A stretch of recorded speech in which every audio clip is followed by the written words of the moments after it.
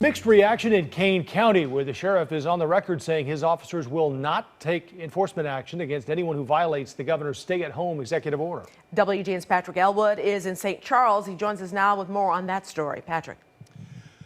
Micah and Joe, good evening to you. In the Northeast sector, there are 9 counties, and the sheriffs, 9 of them, say that they're not going to be enforcing the governor's executive orders by way of arrests or fines. I'm told because they have just too much liability. Our phone has been ringing off the hook this afternoon inside the sheriff's office with people either complaining about it or applauding. That's Kane County Sheriff Ron Hain after he issued a press release today outlining his approach to people not complying with Governor Pritzker's executive orders as part of the Restore Illinois reopening plan.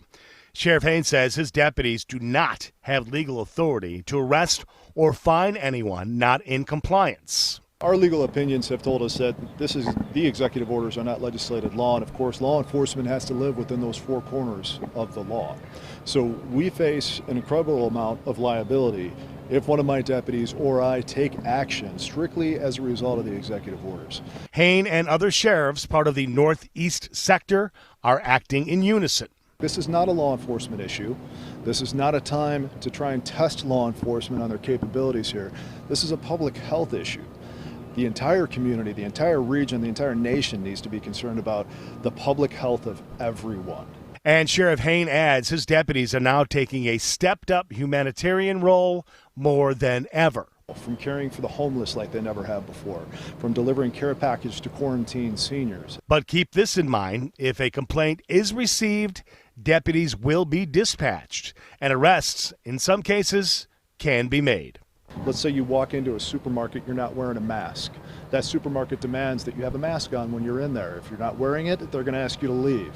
If you stay in that supermarket, you can be arrested for criminal trespass.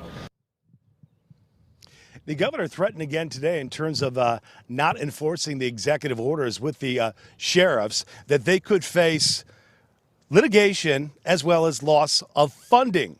Kankakee County Sheriff Mike Downey telling me today that the Sheriff's Association, Mike and Joe, asked the governor for some kind of blanket immunity when it comes to enforcing his position. Downey tells me the governor would not offer that. We're live in St. Charles, Patrick Elwood, WGN News. Back to you guys in the studio.